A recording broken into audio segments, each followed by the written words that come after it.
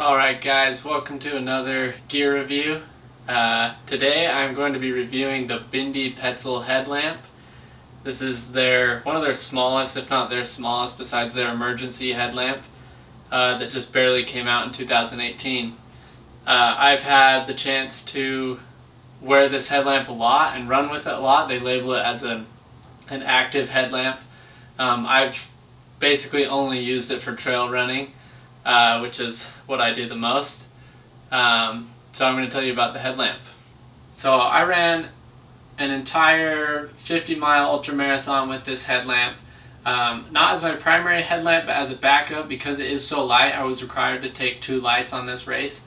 It is so light and so small that I hardly notice it in my backpack. It weighs in at 1.3 ounces, which is about 35 grams. That's about the same weight as 3 AAA batteries, which seems like a lot, but trust me, this thing is very light. As far as overall comfort with this headlamp, the strap I was very pleased with. It's super easy to adjust, super easy to get the right tension on your head. You're not going to give yourself a headache because it's too tight. It's so easy to adjust. And it can go anywhere from 9 inches in circumference to 24 inches. So anyone's head basically, unless you are a giant. As far as where it contacts your head, right here, as you can see, it is just only plastic. It's just one plastic part. And that is not comfortable. That's my biggest complaint about this headlamp, is that after a while, if you're on a long run, it does start to really become uncomfortable. It kind of feels like you need to adjust it and keep moving it on your head because it's like stuck to your skin. That could be because I'm sweating too much, I don't know. But I did feel like I had to keep adjusting it or else it would start to feel very uncomfortable. Another awesome feature on this is that the strap, or the bungee, is actually reflective. There's a reflective twine or string, whatever you want to call it, inside that is very reflective and very easy to see. That's going to allow cars or other runners, anyone else with a light, to see you. The weather rating on this headlamp is an IPX4 rating. That means it's anywhere, you can't submerge it in water, it can take splashes basically. Rain, snow, high humidity, anything like that. But anything more, you're risking damaging this headlamp.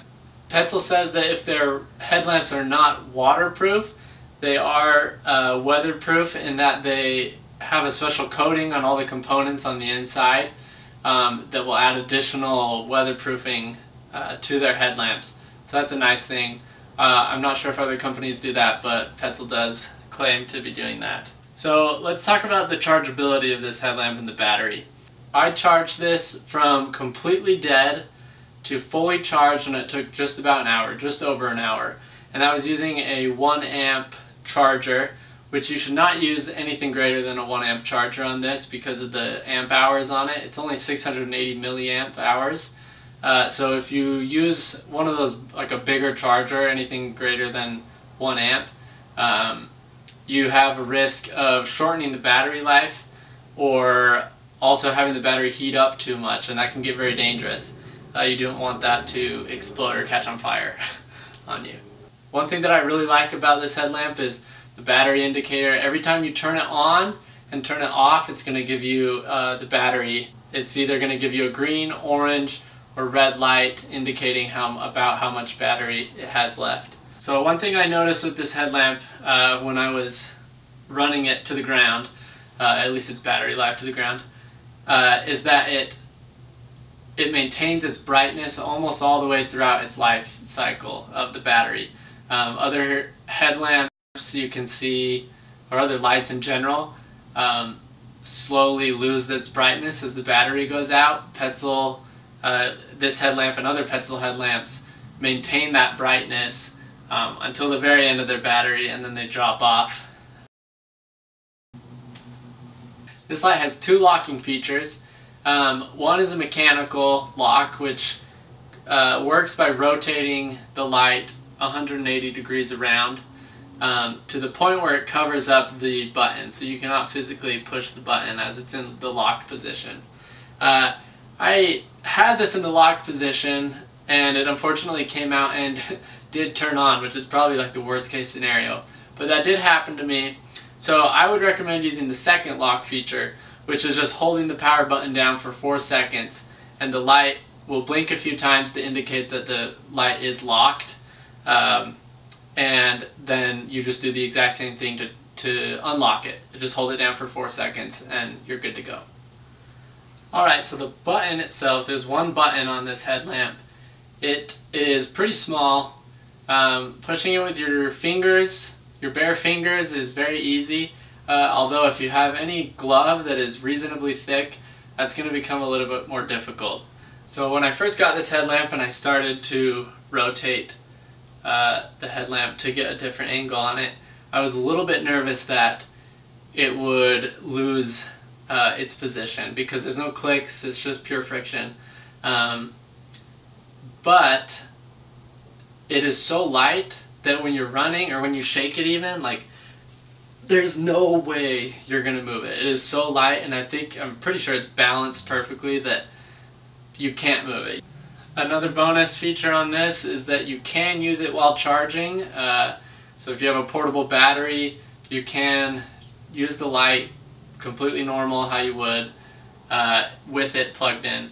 Overall, this is a great headlamp. I highly recommend it. I was super excited for it to come out. I think I was checking dealers for like 5 or 6 months for this thing to come out. But it is great. It didn't really live up to all of my expectations, but it is an overall great headlamp. I use it for primarily running, like I said, but it is a perfect headlamp for an emergency to like always keep in a pack.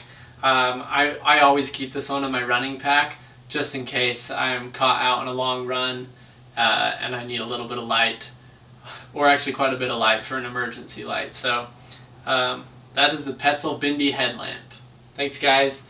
Let me know if you have any questions. Just comment and feel free to subscribe. I'm going to be coming out with a lot more reviews. Hopefully on new products. I try to get them as quick as I can. And as far as the funds allow me to.